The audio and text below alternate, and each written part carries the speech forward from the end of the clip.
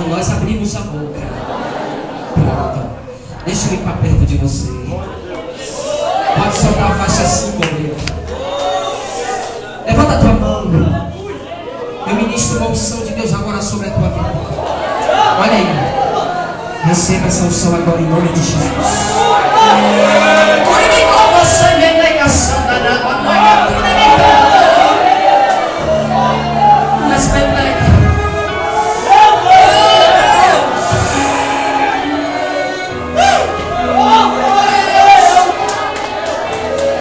Eu te amo, Jesus.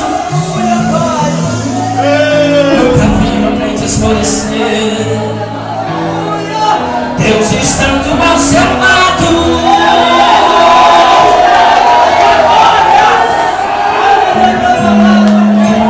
Nem conheço Deus como meu Deus. Nem os juntos derrotados.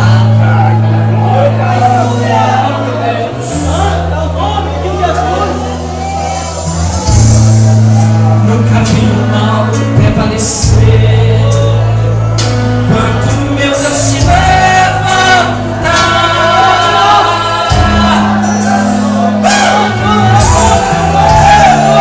quando a vitória está chegando, a tristeza vai embora. E da alegria a vitória está depois da vontade. Acredite que você vai conseguir.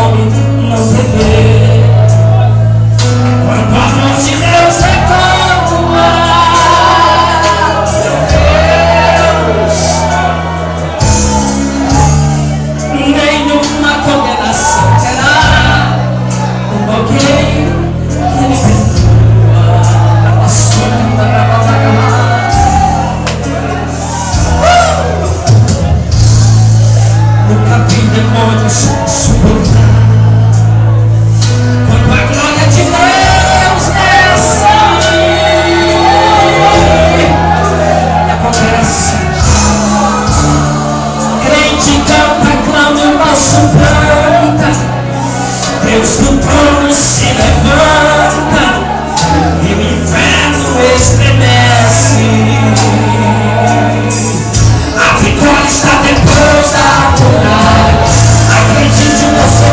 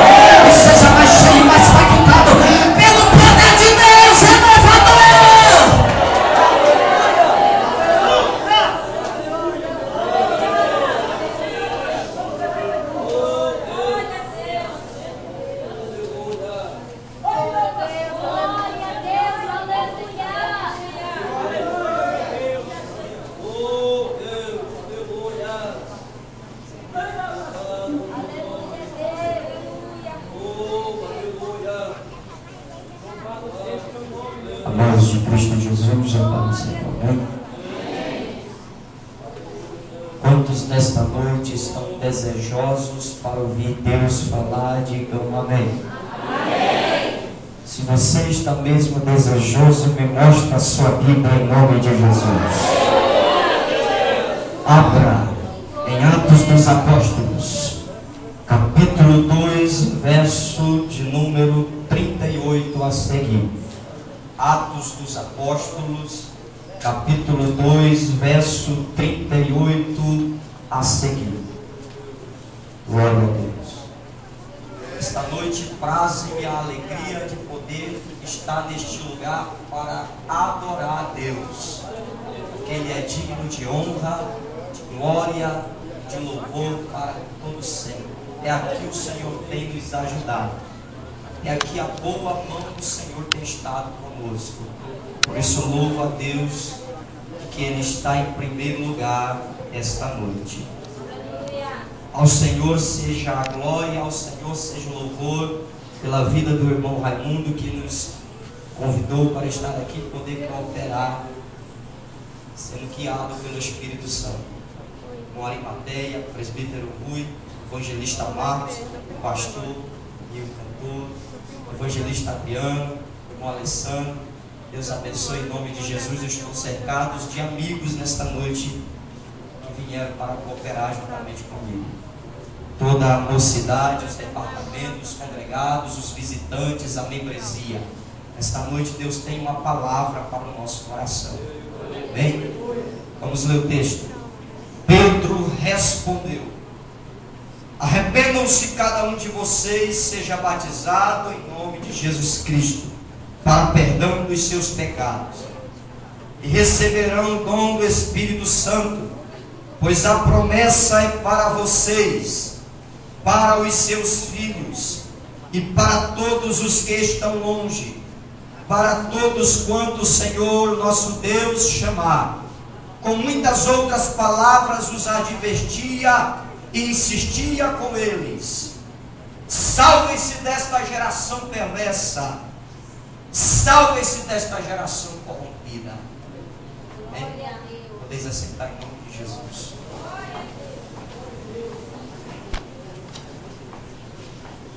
Quantos nesta noite desejam ouvir a palavra de Deus, digam glória a Deus. À medida que se aproximava a data desta festividade, eu me sentia preocupado por ainda não ter recebido a palavra do Senhor para pregar. E durante a semana, eu e o irmão Marcos e o irmão Adriano orando junto, buscando a Deus, eu pedi a Deus: me dá a palavra, eu quero a palavra, pregar a palavra, estar ali com a palavra. E o Senhor veio sobre mim, me deu a palavra para estar a ministrar nesta noite. Abra o seu coração, porque nesta noite Deus vai trazer algo novo, renovador sobre as nossas vidas. Eu sei que de repente chegou aqui desanimado, pensando em desistir, pensando em deixar a cruz, pensando em parar no meio da caminhada. Nesta noite Deus tem uma palavra para o teu coração. Nesta noite Deus vai te renovar. Se você chegou aqui enfermo, Deus vai te curar. Nesta noite Deus vai encharcar, vai inundar, vai revestir a nossa alma do seu Espírito Santo. Quem crê na palavra de Deus e já pode levantar a mão lá em cima, pode glorificar a Deus, porque esta carruagem só vai debaixo de glória, só vai debaixo de adoração, de louvor, de exaltação. Quem crê que Jesus está aqui e já pode adorar em espírito e verdade, faça, porque Ele se faz presente em nosso meio. Louvado seja Deus. O tema é amplo, o tema é um tanto que é complexo, mas é profundo para a nossa vida. Esta noite eu tentava imaginar com meu intelecto e não conseguia abrir a mensagem, até que Deus veio e trouxe o tema para esta noite. Século 21, quem sobreviverá? Século 21, quem sobreviverá? Quando você observa o livro de Atos dos Apóstolos, quando você começa a ouvir o conteúdo de Atos dos Apóstolos, quando você começa a concatenar dentro de Atos dos Apóstolos, apóstolos, você percebe no início, você percebe no princípio, os discípulos um tanto temorosos, um tanto que confusos, mas se você perceber lá no final do livro, você percebe que os discípulos sabem para onde ir, vocês percebem que os discípulos sabem até onde vão chegar. Eu já começo a abrir o leque da revelação da palavra. Muitas vezes você não sabe aonde vai chegar no princípio, muitas vezes você fica um tanto com que temoroso, não sabe para onde ir, está confuso, está se perguntando: será que vai dar certo? Será que eu vou chegar lá? Eu não tenho ninguém que me indique, eu não tenho ninguém que me ajude. O princípio sempre é um tanto temoroso. Você não sabe muito bem para onde ir, você não sabe muito bem aonde vai chegar, mas fica tranquilo que é só o início. Continue caminhando, continue avançando, continue prosseguindo. Mais na frente você vai entender, mais na frente você vai compreender. O início é sempre complicado, o início é sempre difícil, mas lá na frente Deus vai se revelar e você vai entender onde é que você tem que chegar. Você vai entender lá na frente. O início é sempre complicado. Jesus se foi, onde é que ele está agora? Onde é que ele vai? Por quê? Porque é muito fácil ver Jesus subindo, mas depois é complicado se lembrar quando é que ele vai descer. É muito fácil ver Jesus subindo, o difícil e complicado depois é entender quando é que ele vai voltar. E muitas vezes eles ficavam confusos, atemorizados. Era um contexto de perseguição, porque se mataram o mestre também eu corro o risco de morrer. Então sempre é complicado e difícil o começo, mas lá na frente eles entendem onde é que eles têm que chegar. Lá no final de Atos, eles entendem o caminho que eles têm que prosseguir. Se você percebe Atos dos Apóstolos é erguido mediante a 4 propósitos. O primeiro propósito escrito e registrado em Atos dos Apóstolos é o propósito de anunciar a evangelização. Jesus chama os seus discípulos e diz: mas recebereis poder ao descer sobre vós o Espírito Santo, e sereis minhas testemunhas em Jerusalém. O que era Jerusalém? Jerusalém representa o lugar da presença de Deus.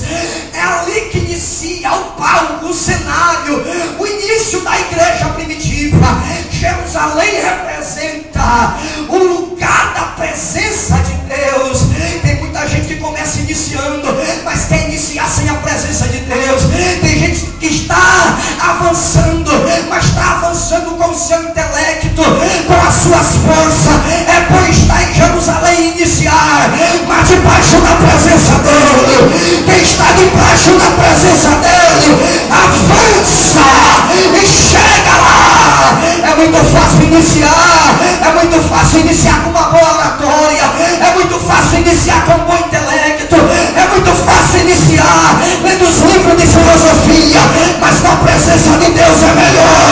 Com a presença de Deus você chega lá, com a presença de Deus você chega lá, entendendo a vontade do Senhor. O segundo passo era a Judeia.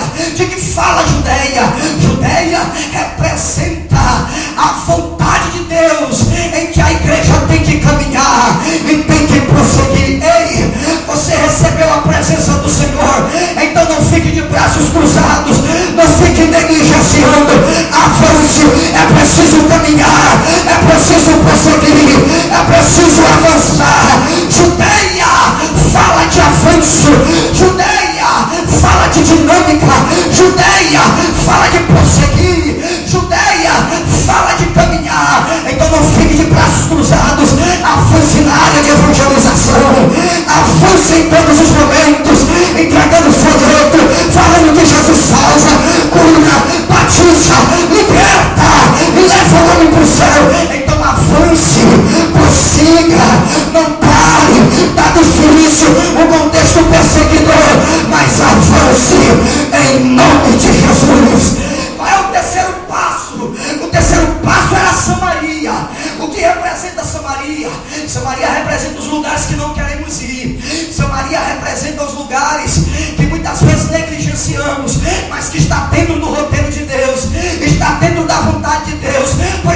do que ir para Samaria, porque em Samaria eu vou vencer o meu eu. Em Samaria eu vou vencer o meu ego. Em Samaria eu vou ultrapassar pelo menos 3 barreiras. Primeira barreira, barreira social. Segunda barreira, barreira cultural. Terceira barreira, barreira religiosa. Então você começa cheio, pinotando na presença de Deus. Em Judeia você avança. Em Samaria você está vencendo o seu eu. Em Samaria você está vencendo o seu ego. Mas existe um quarto passo. O quarto passo era conquistar os confins da terra. De que fala os confins da terra? Os confins da terra representam tudo o que Deus pode fazer através de você nestes últimos dias. Quem crê que Deus vai levantar esta noite uma geração de missionários para ganhar almas nesses últimos dias? Se você quer ser levantado por Deus, está ardendo dentro de ti a chama missionária, levanta a mão lá em cima. Deixa eu ver esta noite se tem alguém que tem sede de ganhar almas para Jesus. Eu tenho me derramado aos pés do Senhor, eu tenho dobrado os meus joelhos diante de Deus, e eu tenho dito: Deus, me dá almas. Deus, eu quero ganhar almas. Deus, me faz pai de multidões. É isso que eu quero. Eu não quero ser artista, não quero ter o meu nome divulgado nos outdoors da fama. Eu quero é ganhar almas. Me dá almas. Eu quero almas. O valor de uma alma é um preço muito caro. Então avance em nome de Jesus. É esse o primeiro propósito de Atos dos Apóstolos. O propósito de divulgar, notificar, explicitar a obra de evangelização. Qual é o segundo propósito? O segundo propósito é um propósito apologético. Quem lê Atos dos Apóstolos percebe que em Atos dos Apóstolos alguém está refutando a ideia de que a igreja, o cristianismo, é uma seita herética vindo das raízes do judaísmo. Atos dos Apóstolos está refutando esta ideia, está dizendo: não, cristianismo tem a sua fé fundada naquele que derramou sangue, pelo seu sangue somos salvos. Qual é o terceiro pilar do propósito de Atos dos Apóstolos? O terceiro propósito de Atos dos Apóstolos era o propósito político. Está redigido que Atos dos Apóstolos era direcionado a Teófilo. Quem era Teófilo? Teófilo era um oficial de alto escalão que morava em Roma. O propósito é redigir a Teófilo para que Teófilo e toda a corte romana pudesse proporcionar aos cristãos proteção contra os judeus. Era esse um dos principais propósitos. Mas havia um quarto propósito. Qual era o quarto propósito? Era o propósito jurídico. Quem observa Atos dos Apóstolos percebe que é um ajuntamento de depoimentos. O propósito quarto era notificar em Roma, conseguinte a defesa do apóstolo Paulo em seus últimos dias. Quando Lucas redige Atos dos Apóstolos no ano 60 a 64 depois de Cristo, ele inicia a carta ou um livro tratado a Teófilo, falando sobre acontecimentos dentro de Jerusalém. O que era Jerusalém? Jerusalém era uma das principais cidades religiosas. O que era Jerusalém? Jerusalém era uma das principais províncias da política judaica. O que era Jerusalém? Em Jerusalém estava o templo sagrado. O que era Jerusalém? Jerusalém era o centro da política judaica. O que era Jerusalém? Jerusalém era o centro da economia e cultura judaica. Foi ali que Cristo foi acusado. Foi ali que Cristo foi julgado. Foi ali que Cristo foi condenado. Foi ali que Cristo foi crucificado.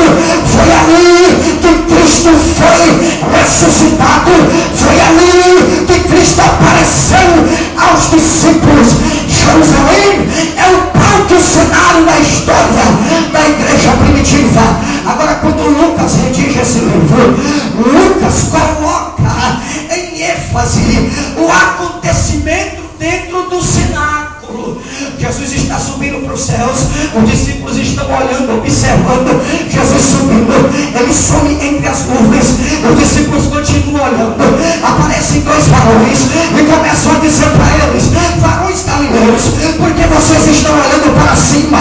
O mesmo Jesus que subiu, um dia virá. Os discípulos percebem aquilo e eles entram dentro do cenáculo. O que era o cenáculo? Cenáculo era um lugar de memoriais. O que era o cenáculo? Cenáculo era um lugar de lembranças.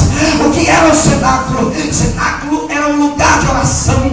O que era o cenáculo? Cenáculo era um lugar de unidade. O que era o cenáculo? O cenáculo era um lugar de comunhão. O que era o cenáculo? O cenáculo era um lugar de companheirismo. Dentro do cenáculo havia pelo menos duas coisas. A primeira coisa que havia dentro do cenáculo era uma mesa. A segunda coisa que havia dentro do cenáculo era cadeiras ao redor da mesa. E onde é que você tirou isso, missionário? Perceba que foi no cenáculo que houve a última ceia. Dentro do cenáculo tinha uma mesa. Qual é o simbolismo da mesa? Mesa fala de comunhão. Mesa fala de unidade. Mesa fala de companheirismo. Mesa fala do que aquilo que é meu é teu. Mesa fala de unidade. A segunda coisa que havia dentro do cenáculo era a cadeira. De que fala a cadeira? A cadeira fala de humildade. A cadeira fala de capacitar quem está sentado. Senta que eu te ajudo. Senta que eu te habilito. Senta que eu te capacito. Senta que eu te instruo. Senta que eu te informo. Senta. Aqui está a palavra.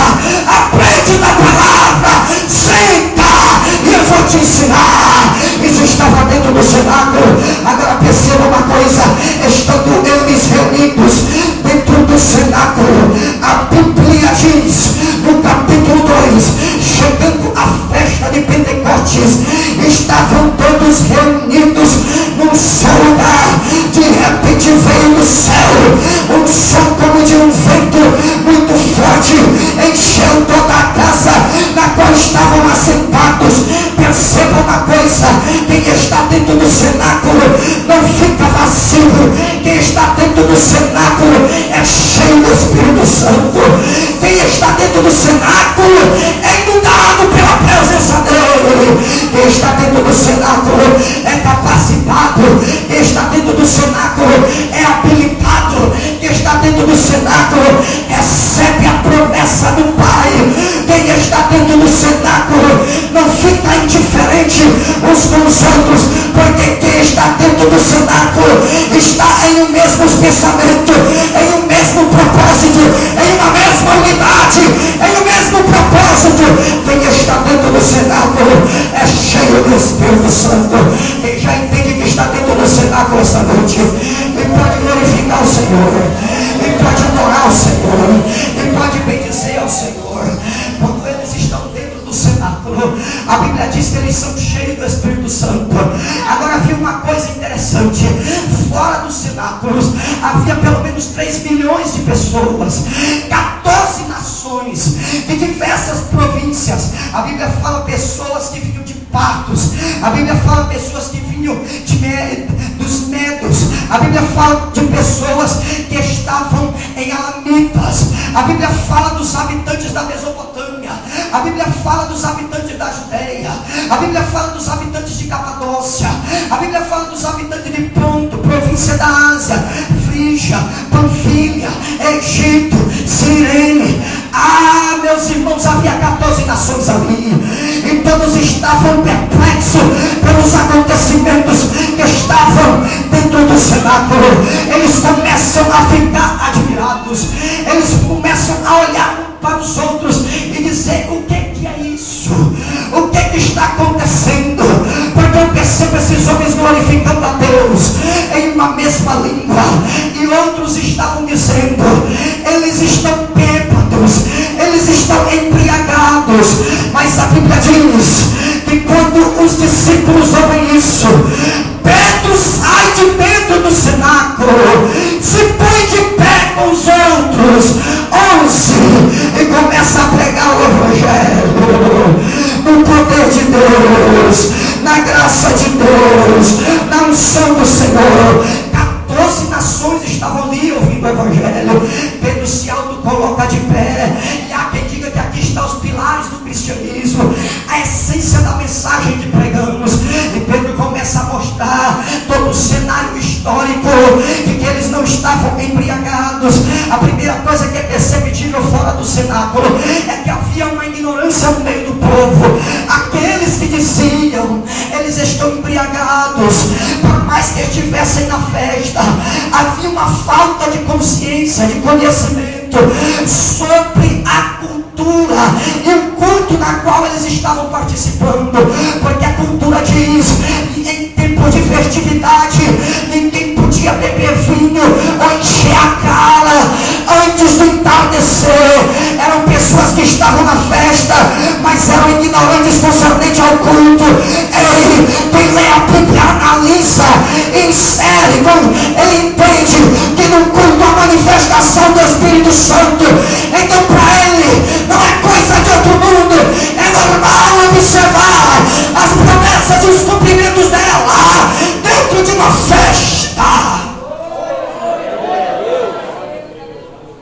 Diga para quem está do seu lado, você está entendendo a mensagem? Por que você não deu glória a Deus ainda? Os discípulos estão ali, Pedro começa a pregar, multidões de pessoas vêm ouvindo, e quando ele está concluindo o seu sermão, a Bíblia diz que ele chama a atenção de todo mundo, e a Bíblia diz que ele olha para todos e diz: salvai-vos desta geração perversa. A ramificação desta palavra quer dizer: livrai-vos, escapai-vos, fugir, sobrevivei a esta geração corrupta, a esta geração maligna, a esta geração devassa, a esta geração imoral. Foge, escapa, sobrevive, fica longe.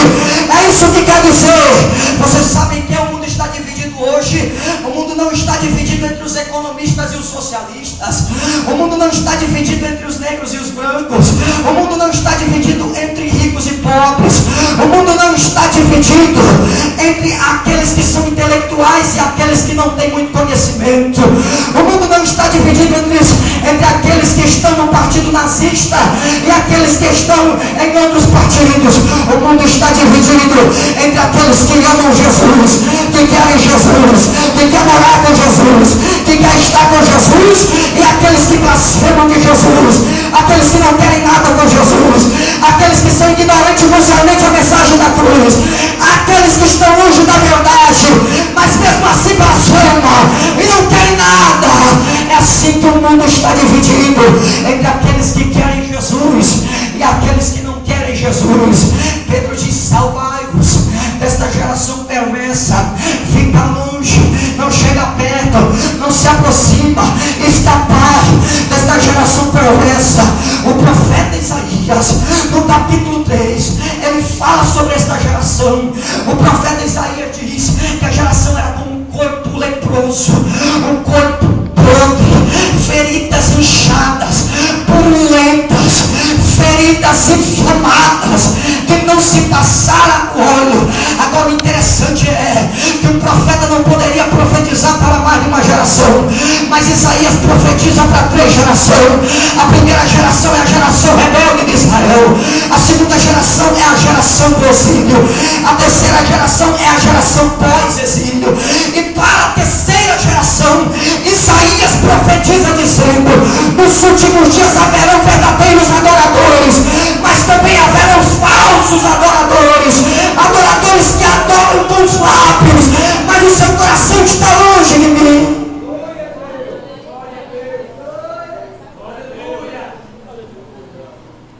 Uma certa criança estava em uma sala de estar, e de repente ela quebrou um vaso da sua casa e gritou bem alto para sua mãe e disse: mãe, ei mãe, mãe.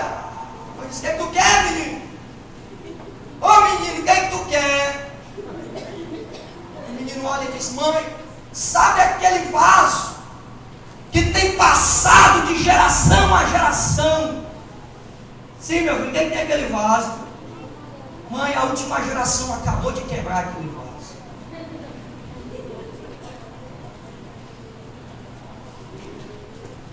Sabe o que quer dizer esse vaso? O recipiente moral de uma sociedade, o recipiente ético de uma família. Eu sinto a presença de Jesus. O recipiente espiritual de uma igreja. Esta última geração tem quebrado. Esta última geração tem burlado. É uma geração perversa, que está longe dos caminhos do Senhor. É uma geração perversa, que não quer saber de Deus. É uma geração que está ouvindo o barulho de Pentecoste, mas continua adorando deuses errados, continua andando em cima do muro, está no meio da festa de Pentecoste, mas o coração está longe. O coração está nos deuses da Mesopotâmia, o coração está nos deuses do Egito. É uma geração que está na festa de Pentecoste, mas o coração está no secularismo, está no humanismo, está no materialismo. É uma geração que está no meio da festa de Pentecoste, mas está blasfemando, é ignorante, está dizendo, estão bêbados, embriagados, cheios de mostos. Ei, escapa, foge, vai fora, fica distante desta geração perversa, maligna, impura, depravada, imoral.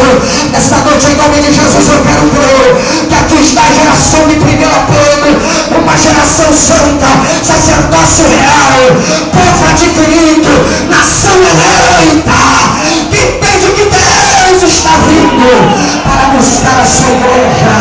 Em nome de Jesus, em nome de Jesus. É esta geração que eu quero ver esta noite, uma geração que tem ousadia de não se contaminar com os manjares de Nabucodonosor. Pode ir para a fornalha, pode ir para a cova, mas eu sei que lá o Senhor estará comigo.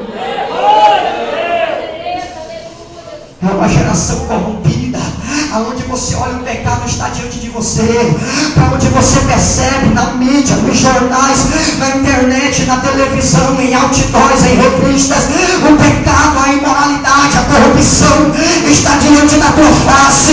É por isso que nos dias atuais os jovens cristãos têm sentido dificuldade em servir a Deus com fidelidade, mas nesta noite, em nome de Jesus, o bálsamo de Gileade vai te levantar, vai te pôr de pé, a santidade voltará a reinar na casa. Você está de pé em nome de Jesus.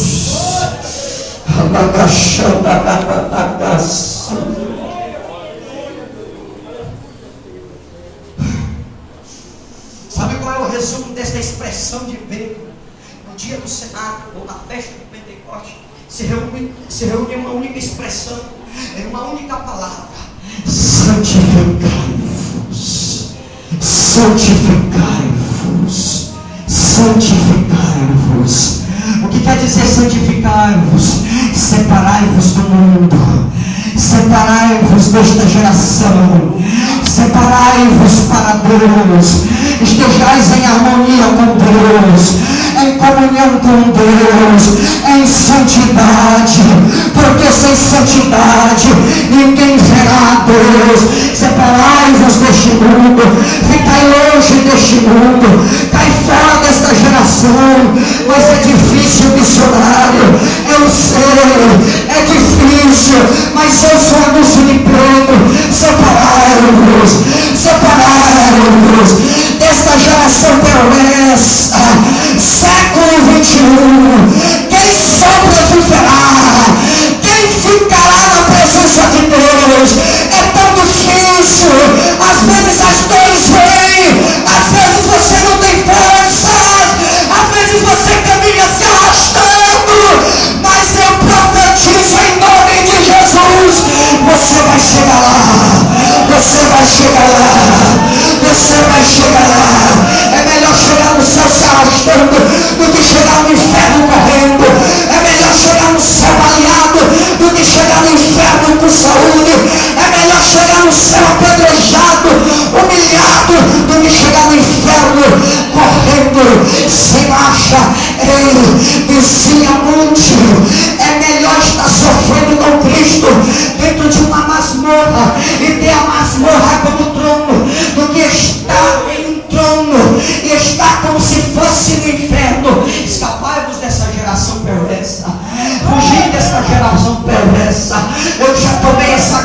esta noite. Eu já tomei minha decisão esta noite. Santificados, santificados. Quem esta noite quer mudança, diga glória a Deus. Esta noite quer tomar uma atitude, diga glória a Deus. Então saia de onde você está. Corra aqui ao altar agora. Pentecoste a Pentecoste, mas com santidade. Pentecoste a Pentecoste, mas separado do mundo. Pentecoste a Pentecoste, mas em comunhão com Deus. Em nome de Jesus. Vem em nome de Jesus. Saia daí onde você está, meu filho, e vem em nome de Jesus. Em nome de Jesus. Separai-vos desta geração perversa. Fica longe. Geração depravada, fica longe. Geração corrupta, imoral, maligna. Em nome de Jesus. Esta noite tomamos a decisão. Esta noite tomamos a decisão. Porque santidade convém ao Senhor. Santidade convém ao Senhor. Santidade convém ao Senhor. Estava escrito na testa do sacerdote: santidade a Yahvé. Santidade convém ao Senhor. Separado para Deus. Aleluia. Prepara o CD, meu santo. Prepara o CD. Em nome de Jesus. Se alguém quer ficar separado do mundo e ter uma vida em santidade, saia de onde você está, em nome de Jesus. Esta mensagem tem saído dos nossos púlpitos, porque muita gente não tem coragem de pregar. Muita gente não tem coragem de falar. Muita gente se acovarda. Mas nesta noite, separai-vos, salvai-vos desta geração perversa.